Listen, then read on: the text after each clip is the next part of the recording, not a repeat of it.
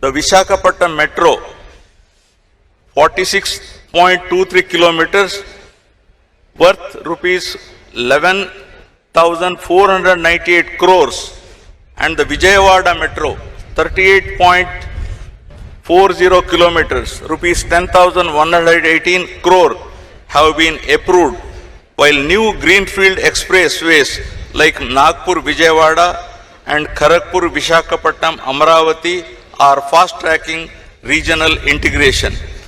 Rural connectivity is being transformed. The Panchayat Raj Engineering Department has taken up 97 roads and 33 bridges worth rupees 630 crore, while under PMGSY and RCPLWA, 356 roads and 88 bridges worth rupees 1,632 crore are linking remote tribal habitations. The AP Rural Road Strengthening Project is upgrading 4,007 kilometers of roads across 157 constituencies through 1,299 works worth rupees 2,123 crores. Modern mobility is also our focus. The Transport Department is upgrading services, and APSRTC has introduced 1,489 buses, including the State Liner Sleeper Series. Automated testing stations are being established in 18 districts alongside new driving training centers to enhance safety and skill development. On maritime and aviation fronts, Andhra is positioning itself as the East Coast hub for trade with the East and Southeast Asia. We are developing greenfield ports in Ramayapatnam, Machilipatnam, Moolapeta and Kakinada Gateway, targeting one port every 50 kilometers along our 1,053 kilometer coastline, because to compete globally, we must be connected globally.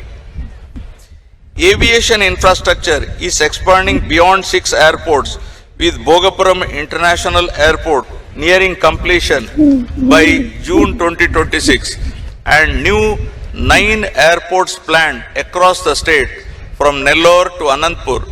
Together, these initiatives form the veins and arteries of modern economy. Our goal is very clear: to cut logistic costs from 15.7% to 7.8% of GSDP, making Andhra Pradesh a leader in connectivity and a model of the Swarnandhra vision.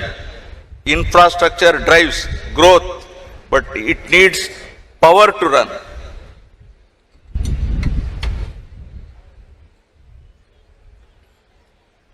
Cost optimization, energy and fuel.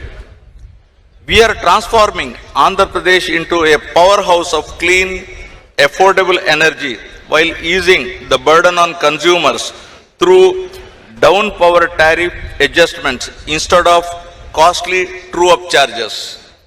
We have rolled out the Integrated Clean Energy Policy 2024 with a target of 160 gigawatt renewable capacity, including 78.50 gigawatt of solar and 35 gigawatt of wind, positioning the state as India's green hydrogen capital with 1.5 million metric tons annual production by 2029, backed by dedicated green energy corridors and port-led export hubs.